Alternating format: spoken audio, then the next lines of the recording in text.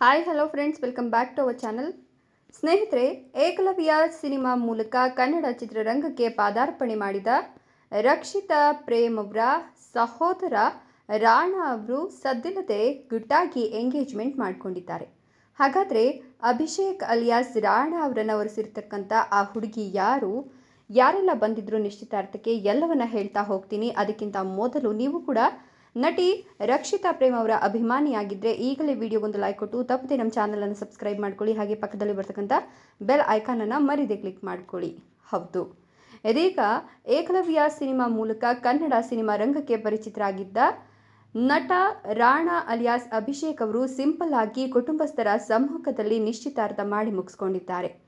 ಇವರ ನಿಶ್ಚಿತಾರ್ಥದ ಫೋಟೋ ಹಾಗೂ ವಿಡಿಯೋಗಳು ಸೋಷಿಯಲ್ ಮೀಡಿಯಾದಲ್ಲಿ ವೈರಲ್ ಆಗ್ತಾ ಇದ್ದು, ಈ ಒಂದು ನಿಶ್ಚಿತಾರ್ಥ ಸಂದರ್ಭದಲ್ಲಿ ರಕ್ಷಿತಾ ಪ್ರೇಮ್ ಕೂಡ ಸ್ಮೈಲ್ ಕೊಡ್ತಾ ಫೋಟೋಗೆ ಪೋಸ್ ಕೊಟ್ಟಿದ್ದಾರೆ. ಈ ಫೋಟೋ ಕೂಡ ಸಖತ್ ವೈರಲ್ ಆಗ್ತಿದೆ.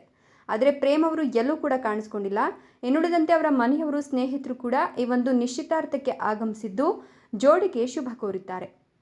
ಆದರೆ ಈ ಒಂದು ನಿಶ್ಚಿತಾರ್ಥ ಎಲ್ಲಿ ನಡೀತು, ಹೇಗಾಯಿತು, ಯಾರೆಲ್ಲ ಬಂದಿದ್ರು ಅನ್ನೋದ್ರ ಬಗ್ಗೆ ಯಾವುದೇ ರೀತಿಯ ಡೀಟೇಲ್ಸ್ ಸಿಗ್ತಾ ಇಲ್ಲ.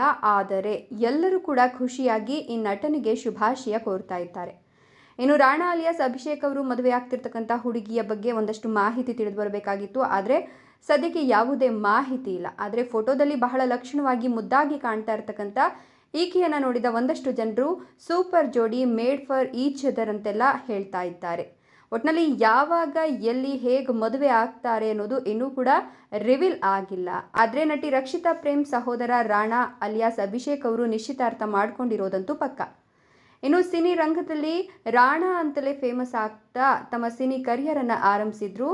ಮೊದಲ ಸಿನಿಮಾದಲ್ಲೇ ಭರ್ಜರಿ ಸಕ್ಸಸ್ ಅನ್ನು ಕಂಡಿದ್ರು. ಇನ್ನು ಈ ಸಿನಿಮಾವನ್ನು ಮಾವ ಸೂಪರ್ ಸ್ಟಾರ್ ಡೈರೆಕ್ಟರ್ ಪ್ರೇಮ್ ಅವರೇ ನಿರ್ದೇಶನ ಮಾಡಿದ್ದು ವಿಶೇಷ. ಅಲ್ಲದೆ ಸುದೀಪ್ ಸೇರಿ ಇತರ ನಟರು ಕೂಡ ರಾಣಾ ಅವರನ್ನು ಕನ್ನಡ ಚಿತ್ರರಂಗಕ್ಕೆ ಸ್ವಾಗತ ಮಾಡಿದ್ರು. ಹೀಗಾಗಿಯೇ ಏಕಲವ್ಯ ಸಿನಿಮಾ ಸಿಕ್ಕಾಪಟ್ಟೆ ಹಿಟ್ ಆಯಿತು.